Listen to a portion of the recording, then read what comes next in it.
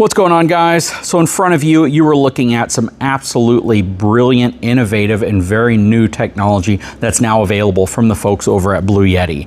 So they provided this stuff to me for review and evaluation on my channel, and I felt I had to do it the right way and actually show you how this stuff worked. And I'm going to walk through it, but I'm not going to make this video entirely, 100% go out and get this. It's going to be a video that's going to be very practical, and I'm going to try to explain to you what this does, some of the pros, but also some of the cons, and why this may or may not be the right fit for you. Hang tight, I'll be right back.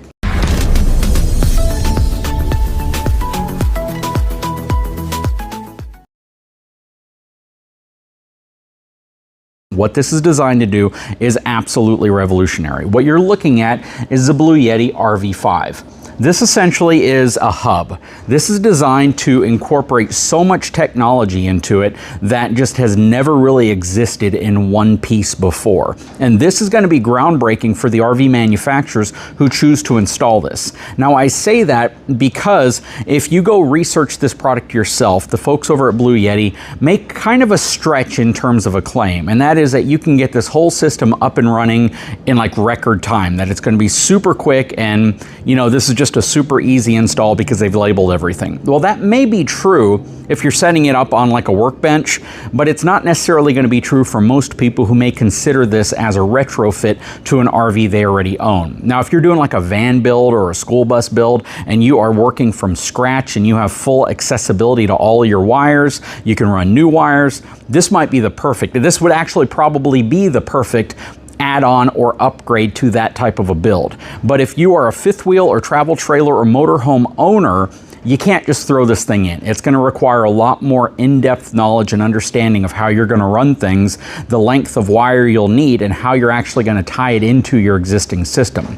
So what do I mean by that? So first and foremost, let's talk about this system. Again, RV5 is essentially like the hub. This is what does everything. It's the controller. This introduces an MPPT solar charge controller that can accept like 1800 watts per bank of solar going into it. It does DC to DC charging, so I have the ability to use the alternator off of my vehicle to also go into this system directly. It also acts as a battery charger, so it's going to charge my batteries. It can accept 48 volt batteries. So in front of you, you're actually looking at these two Bluetti 48 volt batteries.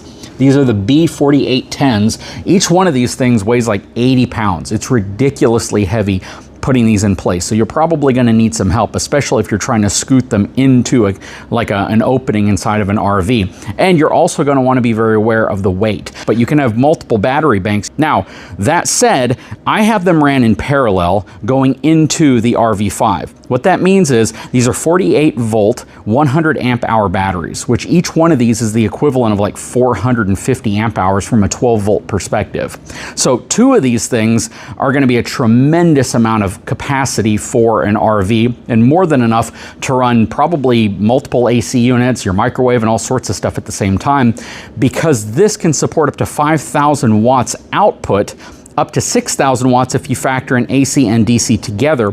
But from an AC perspective output on here, you can get 5,000 watts pushing out to your RV, which is generally going to be more than enough to power most of your systems, even simultaneously. Your limiting factor at that point is going to be your ability to bring solar in to recharge your battery bank, or just the capacity of the batteries in and of itself. These batteries will be able to provide a tremendous amount of amperage out, but you will eventually drain them. So just, of course, factor that into your build. The next part, after we've determined, of course, the batteries feeding in, is the fact that it runs DC out as well. So if you couple this with some of the other products they have, or even your own power center on your RV, this can feed the DC side of your power center to all of your fuses that go to all of your 12 volt stuff. This can feed the AC side going into your panel, so it can power your air conditioner and all your breakers, everything in there that requires like a 120 volt breaker. This is going to give you everything. It's kind of crazy how you can actually utilize this with so much stuff. Now, you see an inverter here. The only reason I have an inverter here is to show you the DC side. I was struggling to find out what I wanted to hook up to this that ran off 12 volts. So I have an inverter. I can plug in AC into this if I want, but the fan will kick on when I power that on, and this light will kick on as well because that's a 12-volt off-road light.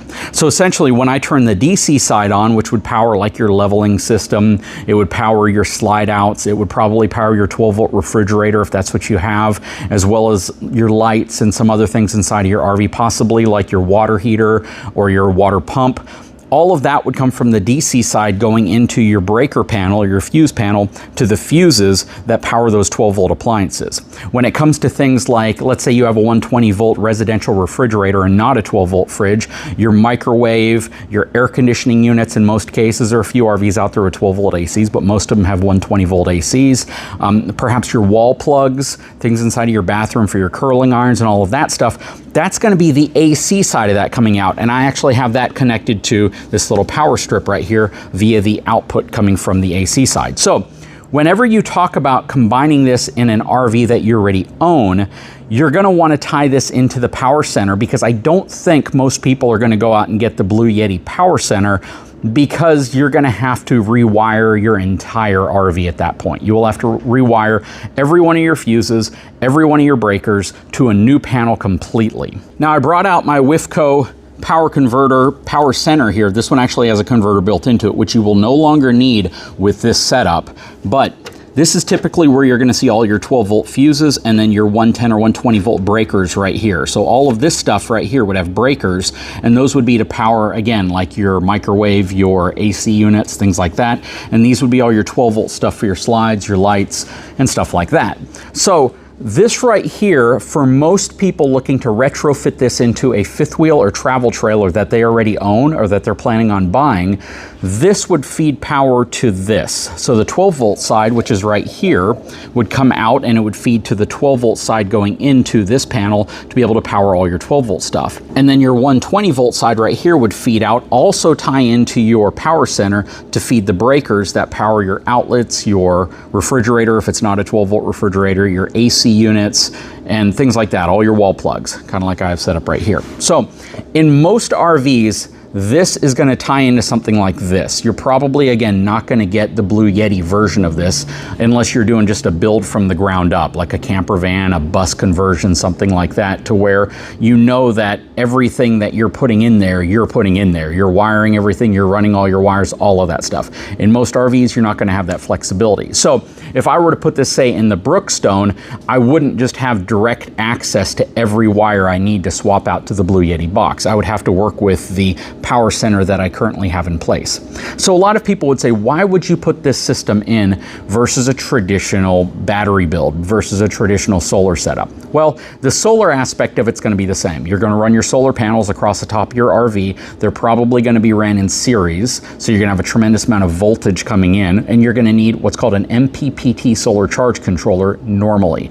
However, with this setup, you eliminate the need for an MPPT solar charge controller, or at least a separate one, because this has a charge controller built into it. So you have options for two banks of solar right here, your PV1 and your PV2. What's also cool about this is you can use this PV2 for DC to DC charging, which means I can have all of my solar coming in, like I do here, and then on this side, I can connect it to the vehicle alternator coming in, and that would give me the ability while I'm driving down the road to not just charge via solar, but to also charge via the alternator in the vehicle. And it is going to prioritize solar first. So that is a really cool feature. So for instance, no sun outside, I'm traveling at night, I don't want the system not to charge. So by running my alternator lines into this, I'm actually using the vehicle to provide power to this setup to charge my battery system, because I don't have any sun coming in to utilize the solar aspect of it. So that is a really, really cool feature of this. And then also your shore power is going to tie into this. So I went ahead and did that. So I have my shore power coming in right there.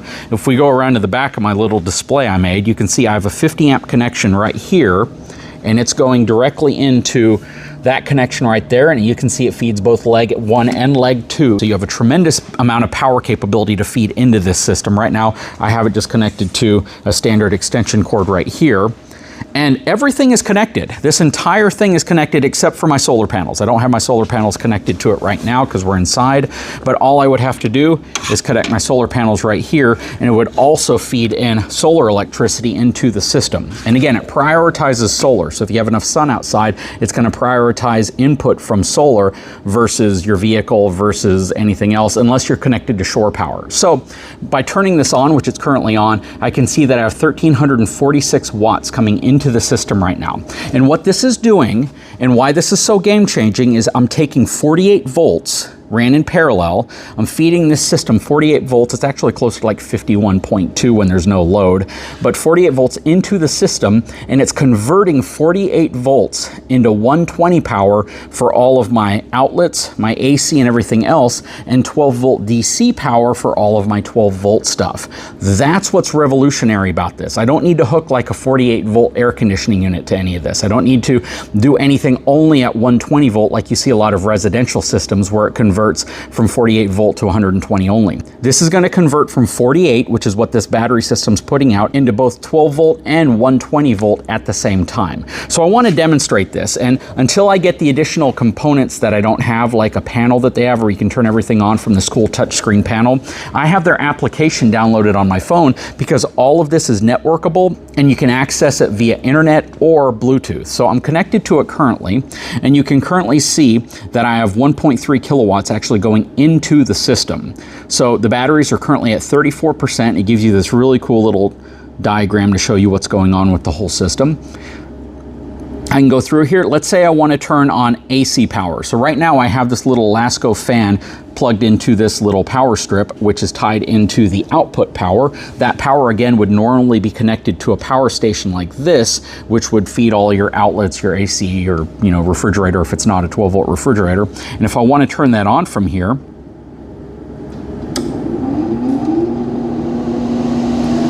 and you can hear that the fan kicked on. So that just now turned on power to this AC power strip. So this is normal wall power. This is plugged in power, and that's why we have that powered on there. So at the same time, if I want to turn on DC power, again, in your RV, it would be what's connected to all these fuses right here, such as your slide outs, your leveling system, possibly your refrigerator if it's a 12 volt fridge, your lights, things like that. I can turn on DC. It's going to turn on this inverter, which is connected to the DC side, and this light should come on at the same time.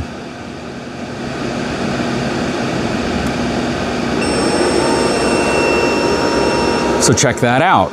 So now I have DC and AC power coming out at the same time, and I can monitor it all simultaneously. So I can see that from a consumption perspective, I'm pushing out 145 watts. I have 1.3 kilowatts coming into the system, which means I have a lot more power coming in via the plug that I have currently plugged into the input side than going out. I have full AC/DC control, and it's showing me my estimated charge time at the power I'm putting in is 6 hours and 36 minutes.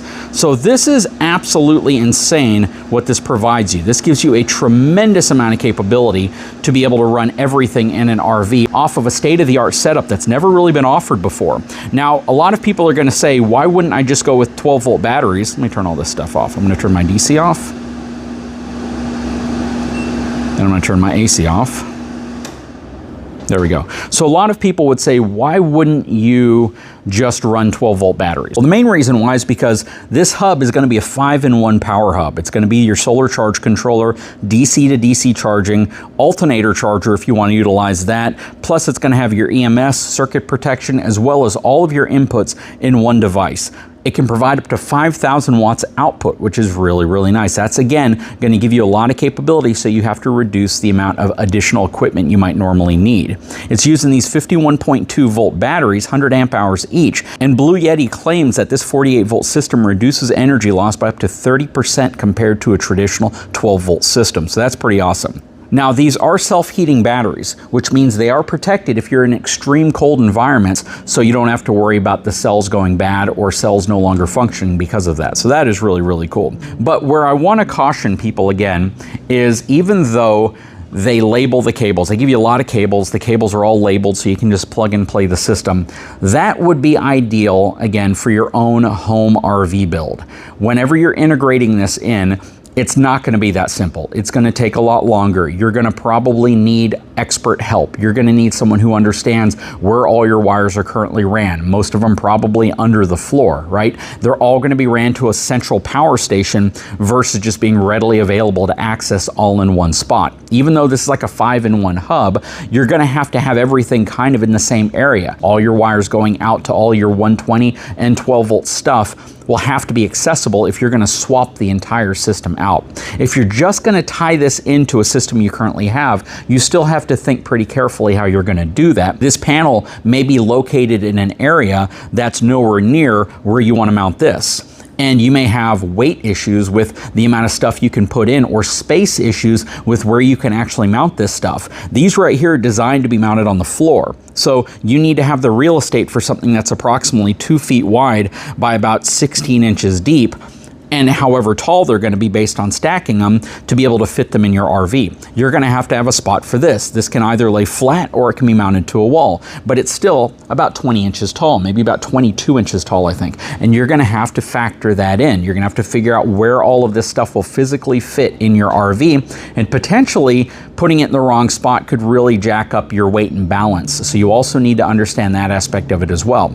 Plus, you're going to have to figure out how the main power line coming into your RV, this plug that's on the outside that plugs into shore power, you're going to have to figure out how you're going to get that cable to feed into this system, because you need to be able to provide shore power coming into this system. So again, this has to somehow be placed in a way that you can get this power cord, which is typically ran under the floor or behind walls of your RV, to get to this system. And then you need to figure out how you're going to run 12 volt wires from this to your power center. Sometimes that's not that difficult, because you typically are going to have 12 volt wires running up to the front of your RV from your battery, because your battery is going to power stuff in a travel trailer or fifth wheel. So getting a hold of the 12 volt wires to be able to feed from here to here is probably one of the least difficult aspects of wiring it, but it's still something you need to consider, because it may not be that convenient either. And then you also have to run your solar wires going into this. So depending on where your solar terminates, on travel trailers, it's typically going to be up near the front, but if your RV's prepped for solar, prepped for a build, you may have them in a wall somewhere. So you have to be able to trace down all your main wires to be able to feed from here to here, and from your main power coming in to this as well. Plus, you need to be able to feed from your batteries to this as well. So again, this is not the type of system for most RV owners that are going to be like, hey, I want to upgrade to this. It's going to be super easy. It's going to take a couple hours on the weekend. That is not what I would anticipate with this. Installing this in most RVs is likely going to be an all-day or possibly several-day event, and is going to require somebody who can really understand where the wires are ran in your RV, how to access them safely, and even if you have enough slack to do what you're trying to do, you may need to purchase more wire. Now, the wire that came with this setup was actually pretty dang convenient, to be honest with you. I did not use their markings, because their markings were pretty much designed for a single battery to connect to this panel. And yes, they were marked really well, but for my application, for what I was trying to do here, it didn't make sense to use the wires the way they were. So I had to cut them. I made shorter lengths to be able to connect the batteries together, to be able to make my run going to my fuse, to my bat power disconnect, and then another short run to go to the bottom of the RV5. I made a really short run for my ground cable to go from the top of this battery to that ground connection right there. And then you have these data cables right here that connect the batteries to each other, and then the main RV5, so you can actually get independent readings on everything going on here, which is really cool.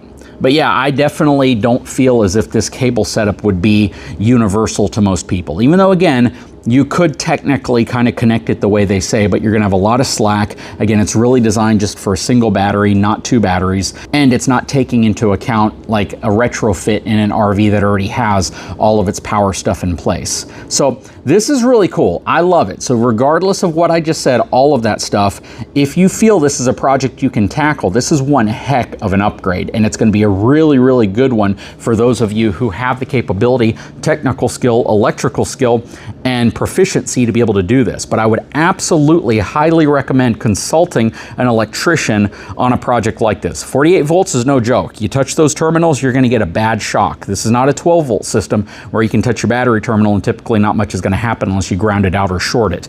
In a system like this, you can absolutely electrocute yourself. And if you wire it wrong, you can cause other problems. So absolutely consult a professional before you try to take on a project like this, because If this is, you know, just you going, hey, I'm gonna knock this out next weekend, it ain't gonna happen that way. It's not. Unless, again, you are an expert and you're building it from the ground up in an RV or a van that you've already pre-wired and you've set up to use with this. And again, I am missing two components. I'm missing the touchscreen controller as well as their fuse breaker box, because they have one that kind of matches all this. And I have no idea how I would integrate that into an existing RV. I don't. It would be a lot of work, and I would need to have a lot of space available within the RV to be able to make the modifications I need for that to work. But I'm not trying to be negative against this because I really like it. I really, really like this. I love the controllability. I love the visibility. I love the networking aspect of it. I love the control. I love the hub. I love the battery system, all of this. But just understand the reality, understand the expectations before you try to take on a project like this, because it'd be critically important for you to come out successfully on the other end with this system working the way you want it, where you want it, tied into the systems that you want it to tie into. Anyways, guys, I will put a link in the description of this video. Again, if you are mechanically inclined and you have the skills and you can do this safely and you have perhaps professional help that can help you do it, this would be a cool project for anybody with a fifth wheel travel trailer or motorhome. But I would definitely read up on it before you dive into it, because this is not going to be like a 30-minute get up and going job. Again, unless I'm just setting it up on a workbench to show you how it works, which is not how anybody would use this if they're going to buy it. They're going to throw it in their RV and they're going to want this thing to work, and you need to know the expectations before getting into it. But again, I love it. Absolutely awesome. It's just, for me, it's kind of mind-numbing for me to think exactly what I'm going to need to do to get this to work in an RV the way I would want it to work. Hope that makes sense. Anyways, guys, sure hope you enjoyed the video. Again, I will put links to all of this because this is all absolutely amazing tech, and I'm super glad that the folks at Blue Yeti made this.